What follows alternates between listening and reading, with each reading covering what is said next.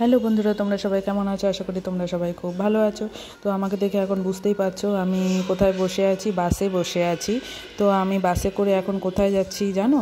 বাসে করে আমরা এখন যাচ্ছি আগ্রা। তো আমরা মথুরা থেকে আগ্রার উদ্দেশ্যে রওনা দিয়েছি সকাল সকালই। তো আমরা এখন সবাই মিলে বাসে বসে পড়েছি। আমাদের বাসও ছেড়ে দিয়েছে।